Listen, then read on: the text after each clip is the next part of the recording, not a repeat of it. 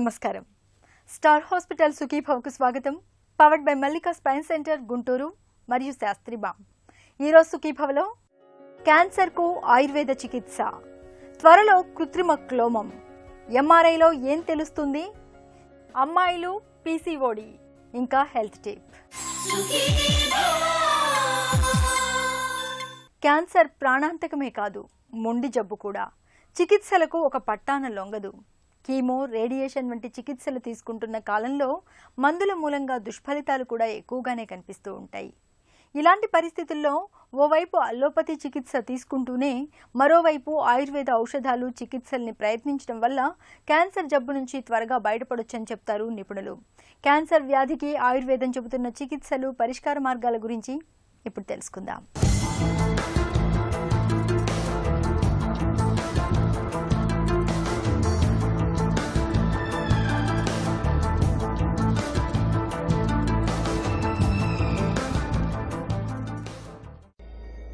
Cancer, ఈ 3 అక్షరాల పదాన్ని తలుచుకుంటే మనలో చాలామందికి మృత్యువు కళ్ల ముందు మెదలుతుంది.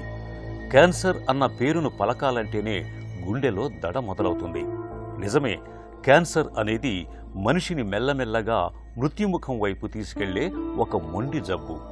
అయితే అనుమానిత లక్షణాలను ముందుగానే పసిగట్టి తొలి దశలోనే చికిత్సలు మొదలు పెడితే ప్రమాదకరమైన, ప్రాణాంతకమైన క్యాన్సర్లకు ఆదిలోనే సమాధి కట్టేయచ్చు. కీమోథెరపీ, రేడియేషన్ వంటి చికిత్సల సాయంతో ఇవాళ మహమ్మారి క్యాన్సర్ను చాలా తేలికగా జయించవచ్చు. అయితే వీటితో పాటు మన సంప్రదాయ వైద్యమైన ఆయుర్వేద చికిత్సలను కూడా అనుపానంగా మొదలు పెడితే క్యాన్సర్ కోరల నుంచి త్వరగా బయటపడొచ్చని చెప్తారు ఆయుర్వేద నిపుణులు. క్యాన్సర్ అనగానే సామాన్య ప్రజలలో ఒక రకమైనటువంటి చావు, భయము అనేటువంటిది కలగచేస్తున్నటువంటి ఈ రోజుల్లో ఇది ఎందువల్ల వస్తుంది? ఒకటి extrinsic factors, intrinsic factors and others కింద తీసుకోవచ్చు. ఎక్స్ట్రిన్సిక్ ఫ్యాక్టర్స్ లోపల బయట మనము irregular food habits, stressful habits, ఎక్కువగా కెమికల్ ఇరాడియేషన్, కెమికల్స్ ఉండేటువంటి ఎన్విరాన్మెంట్లు, అంటే యాస్బెస్టాస్ కానివ్వండి, ఏదన్నా కెమికల్ ప్రిపరేషన్ అయ్యే జోన్లలో కనుక ఉన్నట్టయితే ఒకటి.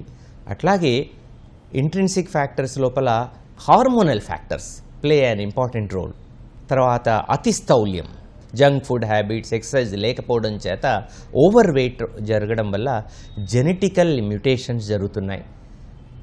జెనెటికల్ మ్యుటేషన్స్ వల్ల సర్టెన్ జెనెటికల్ మాడిఫికేషన్స్ సెల్స్ లోపల, కణాలలో జరిగి హైపర్ప్లేజియా లాంటి వచ్చి, ఈ హైపర్ప్లేజియా ఒక పర్టికులర్ ఆ వీక్ జోన్లో ఇన్వేడ్ అయ్యి అక్కడి నుండి క్యాన్సర్ కణజాలంగా మార్పు చెందడానికి అవకాశాలున్నాయి. అసలు ఏంటి క్యాన్సర్ సెల్స్, నార్మల్ సెల్స్ మధ్యలో ఏంటి తేడా అని చూసినట్టయితే, కణాలు తమ జ్ఞాపక శక్తిని కోల్పోయి ఇర్రెగ్యులర్గా, తమంతట తాముగా, ఐచ్ఛికంగా, నిర్వివాదాంశంగా తమ యొక్క సెల్ గ్రోత్ను కంటిన్యూ చేయడమే క్యాన్సర్.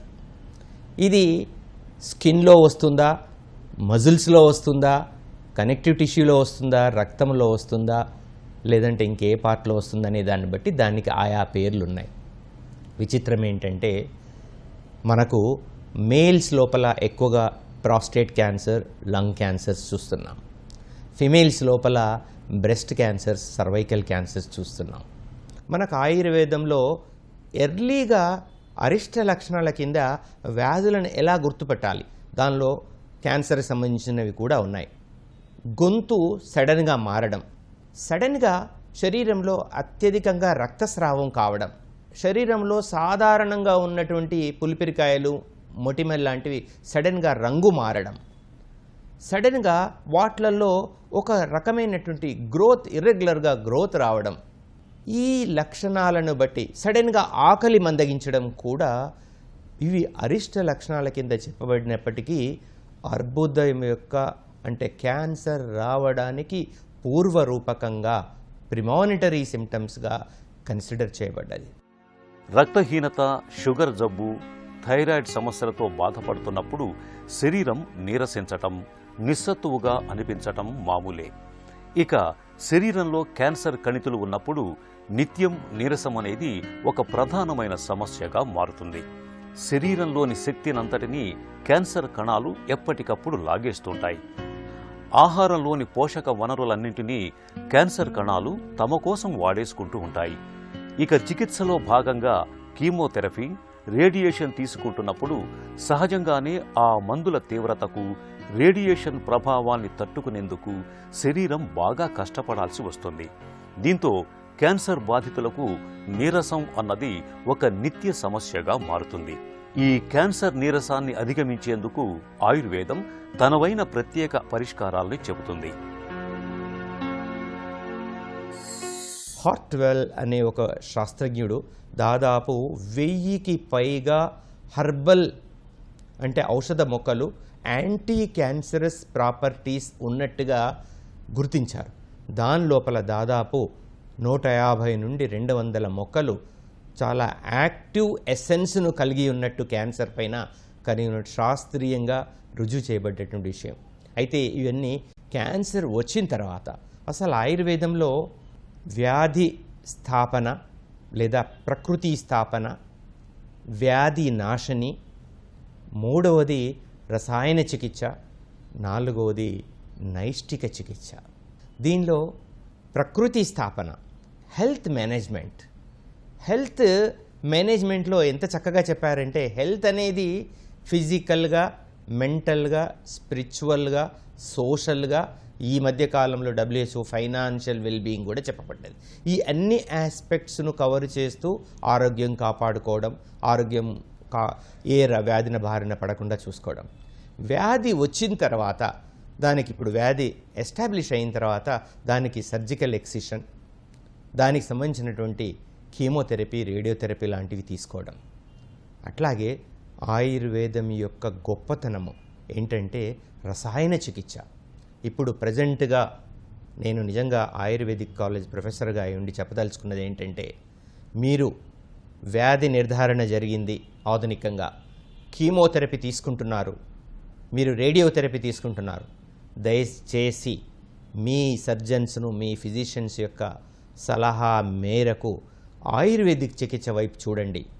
మీ ట్రీట్మెంట్లో ఎట్లాంటి ఇంటర్ఫియరెన్స్ లేకుండా ఆయా ట్రీట్మెంట్ యొక్క శక్తిని ద్విగుణీకృతం చేసి వ్యాధి యొక్క తీవ్రతను తగ్గించగలిగే ప్రత్యేకమైనటువంటి మెలకువలు ఆయుర్వేదంలో ఉన్నాయి. ఇది ఖచ్చితంగా మీ యొక్క తీవ్రతను తగ్గించి వ్యాధిని తొందరగా నిర్మూలించడానికి ఉపయోగపడుతుంది. అది రసాయన చికిత్స. అట్లాగే నైష్టికీ చికిత్స అనేటువంటి ఈ పద్ధతులు ఉన్నాయి. దాదాపు 1000కి పైన డ్రగ్స్, 200కు పైగా ఎస్టాబ్లిష్డ్ శాస్త్రీయంగా ప్రూవ్ చేయబడ్డటువంటి డ్రగ్స్ ఉన్నాయి. దీనిలో మేము సాధారణంగా శతావరి లాంటిది, అశ్వగంధ లాంటి మొక్కలని చెరకు, ఎస్టిమది కానీ చెరకు సంబంధించినటువంటి రసముతోటి భావన చేసి దాన్ని తామ్ర భస్మము దాదాపు 1 to 2 milligrams per డోస్లో వచ్చేటట్టుగా చేసి వివిధ రకములైనటువంటి అర్బుద వ్యాధుల యొక్క తీవ్రతను, దాని ఇంటెన్సిటీని తగ్గించడానికి ఉపయోగిస్తుంటాం. అశ్వగంధాన్ని మీరు నిత్యం రోజు 5 గ్రాములు ఉదయం రాత్రి పడుకుంటేప్పుడు పాలతో తీసుకోండి, మీరు ఈ వ్యాధిన బారిన పడరు. శతావరి, గుడూచి, తులసి, నింభ, తర్వాత రోహితకి లాంటి ప్రత్యేకమైన మొక్కలు ఎన్నో ఆయా వ్యాధులను అనుసరించి వైద్యుల, ఆయుర్వేద వైద్యుల యొక్క పర్యవేక్షణలు ఇచ్చినట్టయితే ఈ వ్యాధిని సమూలంగా నిర్మూలింపడానికి దోహదపడుతుంది. అంతేకాకుండా ఆయుర్వేదానికి వరాల మూట అయినటువంటి రసశాస్త్రంలో కూడా దీనికి సంబంధించినటువంటి స్వర్ణ భస్మము, వజ్రపు భస్మము, వజ్రంతో తయారు చేసినటువంటి ఈ భస్మాల ఈ ఆయా ఔషధ మొక్కలతో చేర్చినప్పుడు మీరు తొందరగా ఈ వ్యాధి బారి నుండి బయటపడతారని వినయంగా మీకు మనవి చేస్తున్నాను. నిత్యం మనం ఉపయోగించే అనేక రకాల వంట దినుసులకు మన ఆరోగ్యాన్ని బాగు చేసే గుణం ఉంది. ముఖ్యంగా పసుపులోని కుర్క్యుమిన్ అనే రసాయనానికి క్యాన్సర్ను నయం చేసే గుణం ఉన్నట్లు అనేక పరిశోధనలు కూడా రుజువు చేస్తున్నాయి. క్యాన్సర్ బాధితులు పసుపును వంటల్లో ఎక్కువగా వాడుకోవటం మంచిది. అలాగే దానిమ్మ, ద్రాక్ష, క్యారెట్, బీట్రూట్ వంటి దుంపకూరలు, క్యాలీఫ్లవర్, క్యాబేజీ వంటి వాటికి క్యాన్సర్ కణాలను నాశనం చేసే గుణం ఉంది. ఇలాంటి ఆహార పదార్థాలని రోజువారీ ఆహారంలో ఒక భాగంగా చేసుకోవాలి.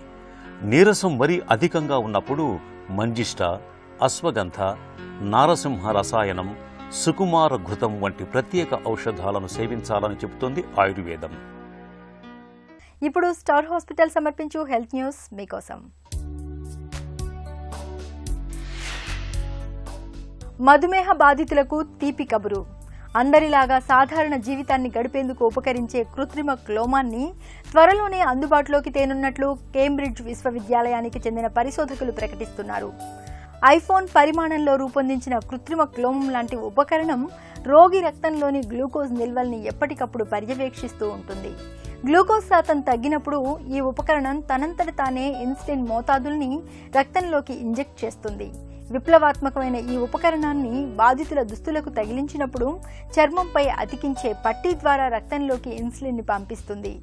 నియంత్రణ సంస్థల నుంచి అనుమతులు రాగానే ఈ కృత్రిమ క్లోమ ఉపకరణాన్ని ప్రజలకు అందుబాటులోకి తీసుకొస్తామని పరిశోధకులు చెబుతున్నారు. ఎంఆర్ఐ స్కాన్ రోగ నిర్ధారణలో ఓ సంచలనం. రోడ్డు ప్రమాదం జరిగి తలకు తీవ్రంగా దెబ్బలు తగిలాయనుకోండి, తలలో ఏం జరిగిందో తెలియదు. బయటకు రక్తం చుక్క రాకపోయినా మెదడుకు ఏమైందోనని ఆదుర్తా పడతాం. ఈ ఆదుర్తాను తగ్గించేదే ఎంఆర్ఐ స్కాన్. ఇదే కాకుండా శరీరంలో ఎక్కడ క్యాన్సర్ కణితులు ఉన్నది ఇట్టే పట్టి చెప్పేస్తుంది. ఇక ఎన్నో రకాల సమస్యల గుట్టుముట్లను ఎంఆర్ఐ స్కాన్ స్పష్టంగా విప్పి చెబుతుంది. ఎంఆర్ఐ స్కాన్ గురించిన విశేషాల్ని ఇప్పుడు తెలుసుకుందాం. ఎంఆర్ఐ స్కాన్ అంటే మన బాడీని ఒక మ్యాగ్నెటిక్ ఫీల్డ్లో పెడతారు. ఒకటి కొన్ని బీమ్స్ పాస్ అవుతాయి, అవి మళ్ళీ ఇమేజెస్గా కంప్యూటరైజ్ చేసి అని మన అవయవాలు కనబడేట్టు చేస్తాయన్నమాట. ముఖ్యంగా ఎంఆర్ఐ ఈ మెదడుకి సంబంధించింది, స్పైన్కి సంబంధించింది, అంటే స్పైన్ మన నరాలకి సంబంధించిన దానికి చాలా బాగా పనిచేస్తుంది. అంటే తక్కిన అవయవాలు కూడా పనిచేస్తుంది, కానీ ముఖ్యంగా సిఎన్ఎస్ అంటే సెంట్రల్ నర్వస్ సిస్టమ్కి ఎక్కువగా పనిచేస్తుంది. మనకి అవయవంలో ఏమైనా తేడా ఉందా, మెదడులో ఏమైనా తేడా ఉందా, లేకపోతే స్పైనల్ కార్డ్లో ఏమైనా ప్రెషర్ ఉందా, ఇవన్నీ కనపడతాయి అన్నమాట. అందువల్ల ఎప్పుడైతే మనకు అనుమానం ఉంటుందో లోపల ఏదైనా తేడా ఉందా మెదడులో కానీ స్పైనల్ కార్డ్లో కానీ, ఎక్కడ కింద భాగంలో ఉందా, పై భాగంలో ఉందా, కుడి వైపు ఉందా, ఎడమ వైపు ఉందా, ఇవన్నీ మనకి ఎంఆర్ఐ చేయడం వల్ల తెలుస్తుంది. తర్వాత రక్త ప్రసారం తగ్గిందనుకోండి, ఇమీడియట్గా యాక్చువల్లీ ఎంఆర్ఐలో చాలా తొందరగా డిఫ్యూజన్ టెక్నిక్ అని ఉంటుంది, అది కనుక ఇమీడియట్గా చేంజెస్ వచ్చేసింది తెలిసిపోతుంది అనమాట. అలాగే మనకు రక్త స్రావం అయింది అనుకోండి, అంటే రక్తనాళం చెట్లింది, ఇలా బ్లీడింగ్ అయింది బ్రెయిన్లో కంటే, అది కూడా మనకి ఎంఆర్ఐ వల్ల బాగా తెలుస్తుంది, ఇమీడియట్గా తెలుస్తుంది. దాని ప్రకారం మనం ఏం చేయాలి, ఏం స్టెప్స్ తీసుకోవాలి అనేది దానికి దోహదం చేస్తుందండి.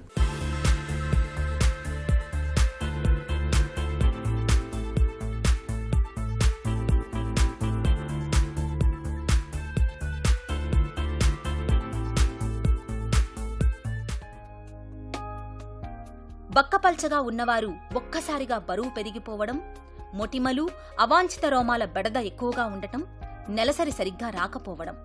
అమ్మాయిల్లో ఈ లక్షణాలు కనిపిస్తున్నాయంటే అందుకు చాలా వరకు పీసీఓడీ అనే సమస్యే ప్రధాన కారణంగా ఉంటుంది. అండాశయాల్లో ద్రవంతో నిండిన చిన్న చిన్న నీటి బుగ్గలు ఏర్పడడాన్ని పీసీఓడీగా పిలుస్తారు. అండం విడుదలకు ముందు అండాశయంలో అండం చిన్నగా ఏర్పడుతుంది. అది పెరగనప్పుడు ద్రవంతో నిండిన నీటి బుడగల్లాంటివి అండాశయంలో చేరతాయి. ఇలా అండాశయాల్లో నీటి బుగ్గలు ఏర్పడడానికి అధిక బరువు మొదలుకొని హార్మోన్ల సమతూకం దెబ్బతినడం వరకు అనేక కారణాలు ఉంటాయని చెబుతారు డాక్టర్లు. పాలిసిస్టిక్ ఓవరీస్ అంటే ఓవరీస్లో పాలీ అంటే మెనీ, చాలా సిస్ట్ కనపడటాన్ని మనం పాలిసిస్టిక్ ఓవేరియన్ సిండ్రోమ్ అంటాం. వివిధ రకాలైన జన్యుపరమైన లోపాల వలన ఇది రావచ్చు. ఫర్ ఎగ్జాంపుల్ మనం తీసుకుంటే కనుక ఫ్యాట్ టిష్యూలో ఉన్న లెప్టిన్ అనే ద్వారా దానిలో ఉన్న మ్యూటేషన్ వలన కూడా ఇది రావచ్చు అన్నది గుర్తించడం జరిగింది. అదేవిధంగా స్టమక్ నుంచి ప్రొడ్యూస్ అయ్యే గ్రెలిన్ అనే హార్మోన్ కనుక దాంట్లో మ్యూటేషన్ జరిగితే కనుక ఈ పాలిసిస్టిక్ ఓవేరియన్ సిండ్రోమ్ అనేది రావచ్చు అని గుర్తించారు. కానీ ముఖ్యమైనది జెనెటిక్ ఫ్యాక్టర్స్ కన్నా కూడా ఎన్విరాన్మెంటల్ ఫ్యాక్టర్స్ అనేది చాలా ఇంపార్టెంట్ పాలిసిస్టిక్ ఓవేరియన్ సిండ్రోమ్లో. మనము ఎన్విరాన్మెంటల్ ఫ్యాక్టర్స్ అంటే సరిగ్గా అన్హెల్దీ డైట్ తీసుకోవటం, అంటే బ్యాడ్ ఫుడ్ హ్యాబిట్స్ ఉండటం వలన, లేదా మన లైఫ్ స్టైల్ అనేది సరిగ్గా లేకపోవటం మూలాన, సెడెంటరీ లైఫ్ స్టైల్, ఎక్కువ పని చేయకపోవడము, ఎక్సర్సైజ్ లేకపోవడము, అదేవిధంగా స్ట్రెస్, ఎక్కువ నిద్ర లేకపోవటము, వర్కింగ్ ప్లేస్లో ఎక్కువ స్ట్రెస్ ఉండటము, అదేవిధంగా పిల్లల్లో ముఖ్యంగా ఎక్కువ చదువు స్ట్రెస్ ఉండటము. సో ఇటువంటి ఎన్విరాన్మెంటల్ ఫ్యాక్టర్స్ వలన ముఖ్యంగా ఈ PCOS అనేది రావటం జరుగుతుంది. అండాశయాల్లో నీటి బుడగల మూలంగా మొదట ఏర్పడే ఇబ్బంది అండం విడుదల ఆగిపోవడం. ఫలితంగా నెలసరి గాడి తప్పుతుంది. 2-3 నెలలకోసారి రావడం, వచ్చినా తక్కువ రక్తస్రావం కావడం, కొన్నిసార్లు పూర్తిగా ఆగిపోవడం జరుగుతుంది. అండం విడుదల ఆగిపోవడంతో గర్భం దాల్చే పరిస్థితి ఉండదు. నెలసరి గాడి తప్పడంతో పాటు అవాంఛిత రోమాల బెడద కూడా పెరుగుతుంది. ముఖం, పొట్ట, ఛాతీ భాగాల్లో అవాంఛిత రోమాలు మొలుచుకు వస్తుంటాయి. టీనేజీ అమ్మాయిల్లో మొటిమల తీవ్రత బాగా ఎక్కువగా ఉంటుంది. జుట్టు ఊడటం కనిపిస్తుంది. ఉన్నట్టుండి బరువు పెరిగిపోతుంటారు. దీంతో అధిక బరువు, స్థూలకాయం సమస్యలుగా పరిణమిస్తుంటాయి. మెన్స్ట్రువల్ లైఫ్ సైకిల్లో ఎవ్రీ మంత్ ఒక ఎగ్ అనేది రిలీజ్ అవ్వటం జరుగుతుంది. ఎవ్రీ మంత్ రిలీజ్ అయ్యే ఎగ్ వలన హార్మోనల్ బ్యాలెన్స్ అనేది మెయింటైన్ అవ్వటం జరుగుతుంది. ఈ పాలిసిస్టిక్ ఓవరీస్లో ఈ ఎగ్ డెవలప్మెంట్ అనేది మెచ్యురేషన్ అనేది అరెస్ట్ అవుతుంది. సో పాలిసిస్టిక్ ఓవరీస్ వాళ్ళల్లో ఎగ్స్ అనేది ఉంటాయి, కానీ వాటి మెచ్యురేషన్ అనేది సరిగ్గా జరగకపోవటం వలన ఈ ఎగ్స్లో ఫ్లూయిడ్ అక్యుములేట్ అయ్యి ఇవి మనకి అల్ట్రాసౌండ్లో పాలిసిస్టిక్ ఓవరీస్గా జరుగుతుంది. సో ఎప్పుడైతే ఎగ్ సరిగ్గా రిలీజ్ కావట్లేదో వీళ్ళల్లో హార్మోనల్ ఇంబ్యాలెన్స్ ఉండి పీరియడ్స్ అనేది ప్యాటర్న్ అనేది చేంజ్ అవ్వటం జరుగుతుంది. PCOS ఉన్న వాళ్ళల్లో ఈ మేల్ హార్మోన్స్ ఏవైతే కొంచెం ఎక్కువ మోతాదులో రిలీజ్ అవ్వటం వలన వాళ్ళకి హెయిర్ అనేది అబ్నార్మల్ హెయిర్ గ్రోత్ ఉంటుంది. అండ్ కొంతమందిలో ఈ PCOS అనేది ఉండి బరువు పెరిగి ఇటువంటి ప్రాబ్లమ్స్ ఎక్కువగా ఉండి వాళ్ళు డిప్రెషన్లోకి కూడా ఒక్కొక్కసారి వెళ్ళటం జరుగుతుంది. సో సైకలాజికల్ ప్రాబ్లమ్స్ కూడా ఫేస్ చేయొచ్చు. ఇదే కనుక లాంగ్ రన్లో PCOS కనుక ఎక్కువ ఇయర్స్ ఉండి ఎక్కువ రోజులు ఉంటే కనుక ఫ్యూచర్లో వాళ్ళకి గర్భసంచి క్యాన్సర్ కూడా వచ్చే అవకాశం ఉంది. ఈ PCOS ప్రాబ్లమ్స్లో మనం ముఖ్యంగా చెప్పుకోవాల్సింది ఇన్ఫర్టిలిటీ ప్రాబ్లం. వీళ్ళల్లో ఈ ఎగ్ రిలీజ్ అనేది లేదు కాబట్టి ఇన్ఫర్టిలిటీ ప్రాబ్లం అనేది చాలా ఎక్కువగా చూస్తూ ఉంటాం PCODలో. PCODని నిర్ధారించడానికి అల్ట్రాసౌండ్ స్కాన్తో పాటు రక్త పరీక్ష చేస్తారు. అయితే ఈ సమస్యకు శాశ్వత చికిత్స లేదు. కానీ లక్షణాల తీవ్రతను తగ్గిస్తే సమస్య అదుపులోకి వస్తుంది. నెలసరిలో గాడి తప్పినప్పుడు లేదా అసలు రానప్పుడు కొంతకాలం పాటు ఓసీ పిల్స్, ప్రొజెస్టరాన్ హార్మోన్ మందుల్ని వాడాల్సి ఉంటుంది. వయసు, సమస్య తీవ్రతను బట్టి కొన్నిసార్లు గర్భాశయంలో ఇంట్రా యూటరైన్ పరికరాన్ని అమరుస్తారు. దానివల్ల ఎండోమెట్రియం పొర పలుచబడి నెలసరి సక్రమంగా వచ్చే అవకాశాలు పెరుగుతాయి. పాలిసిస్టిక్ ఓవేరియన్ సిండ్రోమ్కి మెడిసిన్సే ఫస్ట్ లైన్ ఆఫ్ ట్రీట్మెంట్ అండి. సర్జరీ అనేది ఎప్పుడు ఆలోచిస్తామంటే ఇన్ఫర్టిలిటీ ప్రాబ్లం ఉండి మెడిసిన్స్కి కనుక వాళ్ళు రెస్పాండ్ కాకపోతే మాత్రమే సర్జరీ గురించి ఆలోచించడం జరుగుతుంది. మనం ముందు అనుకున్నట్లు ఇది డిసీజ్ కాదు, ఇది ఓన్లీ హార్మోనల్ ఇంబ్యాలెన్స్. సో ఈ సిస్ అనేది టెంపరీగా సర్జరీ ద్వారా రప్చర్ చేయటం వలన ఈ ఇన్ఫర్టిలిటీ మెడిసిన్స్కి ఎక్కువ బాగా రెస్పాన్స్ ఉంటుంది కాబట్టి ఇన్ఫర్టిలిటీ ట్రీట్మెంట్లో మాత్రమే ఈ సర్జరీ అనేది చేయటం జరుగుతుంది. సో రొటీన్గా అనేది సర్జరీ చేయము, ఫస్ట్ మెడిసిన్స్ మాత్రమే వాడటం జరుగుతుంది. PCOD సమస్యని అదుపులో ఉంచుకునేందుకు జీవన విధానంలో కొన్ని మార్పులు చేసుకోవాలి. మొట్టమొదట బరువు తగ్గాలి. ఫలితంగా ఇన్సులిన్, టెస్టోస్టెరాన్ స్థాయిలు అదుపులోకి వస్తాయి. అండం విడుదల జరిగి నెలసరి ఇబ్బందులు దూరమవుతాయి. అవాంఛిత రోమాలు, మొటిమల తీవ్రత కూడా తగ్గుతుంది. ఆకుకూరలు, దంపుడు బియ్యం, ఓట్స్, పీచు ఎక్కువగా ఉండే పోషకాహారం తీసుకోవాలి. జంక్ ఫుడ్కి దూరంగా ఉండాలి. క్రమం తప్పకుండా వ్యాయామం చేయడాన్ని ఒక అలవాటుగా మార్చుకోవాలి. ఇలా అన్ని రకాలుగా తగిన జాగ్రత్తలు తీసుకుంటూ ఉంటే PCODని చక్కగా అదుపులో ఉంచుకోవచ్చు. ఇక ఈరోజు కార్యక్రమాన్ని ముగించే ముందు స్టార్ హాస్పిటల్ సమర్పించే ఒక చిన్న చిట్కా మీకోసం. అజీర్తికి శొంఠి అద్భుతమైన ఔషధం. సొంటి పొడిని నెయ్యితో కలిపి మొదటి ముద్దతో తీసుకుంటే కడుపు నొప్పి, కడుపులో పోట్లు చక్కగా తగ్గిపోతాయి. సుఖీభవ కార్యక్రమానికి సంబంధించి మీ విలువైన సూచనలు, సలహాల్ని వెంటనే మాకు రాయండి. మా చిరునామా Sukhibhava, ETV, Ramoji film city, Hyderabad 501512 లేదా sukhibhava@etv.co.in కు ఈమెయిల్ చేయండి. మీ ఆరోగ్య సంజీవిని సుఖీభవ కార్యక్రమాన్ని ఇప్పుడు యూట్యూబ్ ఆన్లైన్లో www.youtube.com/etv news లింక్ ద్వారా కూడా వీక్షించండి.